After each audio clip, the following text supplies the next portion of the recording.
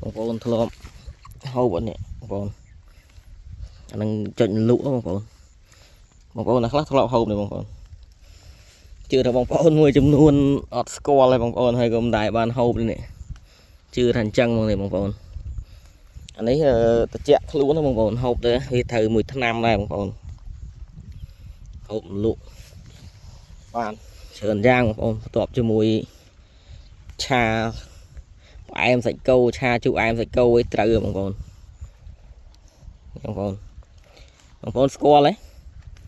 បងប្អូនជួយ share ម្នាក់មួយបងប្អូនដើម្បីឲ្យបានដឹងទាំងអស់គ្នាថារុក្ខជាតិប្រភេទហ្នឹងគេហូបបងប្អូននេះធម្មជាតិពិតបងប្អូនអត់មានលាយជាមួយជាតិគីមីជាតិអីបងប្អូនធម្មជាតិពិតឲ្យល្អđóនេះបងប្អូនឆ្លោះល្អណាល្អមែនតើខ្ញុំជឿថាមានបងប្អូនមួយចំនួនអត់ដែលហូបទេមួយចំនួនធំអត់ដែលដឹងថានឹងគេហូបផ្លែវាជូរអែមបងប្អូនហើយត្រួយវាចុចលក់ក៏បានយកទៅឆាជាមួយត្រីខកំប៉ុងក៏បានដែរបងប្អូនឆ្ងាញ់ធម្មជាតិទេបងប្អូនអត់មានលេខគីមីលេខអីបងប្អូនអាហ្នឹងច្បាស់ថាធម្មជាតិ 100% បងប្អូនដែលធ្លាប់ហូបជួយខមមិនប្រាប់ម្នាក់មួយផងជួយ share ចែកម្លែកម្នាក់មួយផងដើម្បីឲ្យបានដឹងទាំងអស់គ្នាបងប្អូនក៏បេះនៅវាលចកាបងប្អូននេះធម្មជាតិពិតបងប្អូនធម្មជាតិបងប្អូន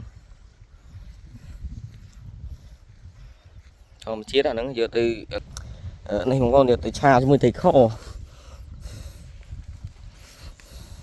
ហើយមើលផ្កាវាស្អាតណាបងប្អូននេះមើលផ្កាពីមុនសបោតាមលំងតាមព្រំចកាឥឡូវមិនសូវមានទេបងប្អូនដោយសារតែគេបាញ់ថ្នាំអស់អញ្ចឹងបងប្អូនផ្កាវាស្អាតបងប្អូនពីមុនដើរគ្រាកោអីបេះអាទុំបងប្អូនដណ្ដើមគ្នាបេះហើយតែឃើញដណ្ដើមគ្នាបេះឥឡូវបេះត្រួយម្ដងបងប្អូន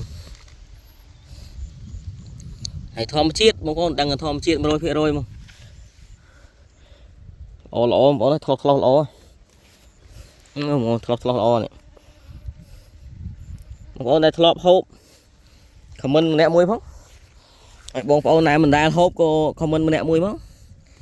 ហើយកុំភ្លេចចុច follow page subscribe YouTube ផងបងប្អូនដើម្បីទទួលបានវីដេអូថ្មីពីខ្ញុំបាទបន្តទៀតអញ្ចឹងបងប្អូននេះបងប្អូន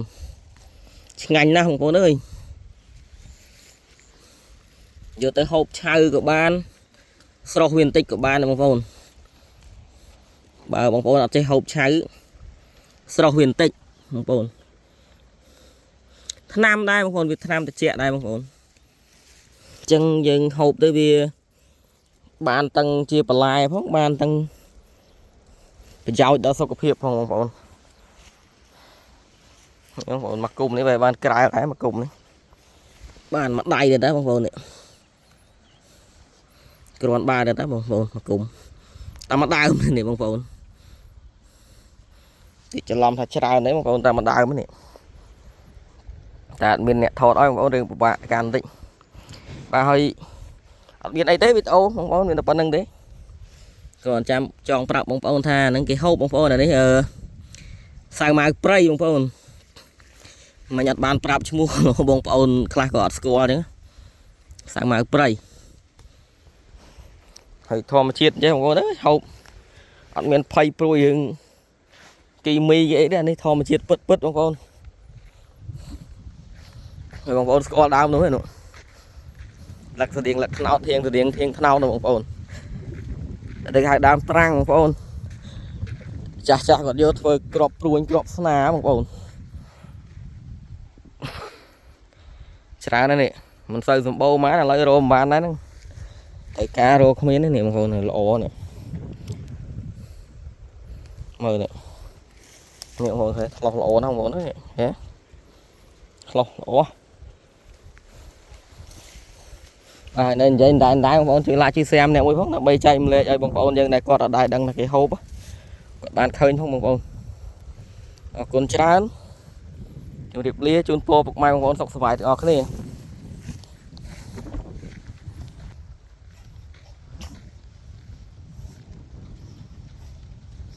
ไหลทองมาชิด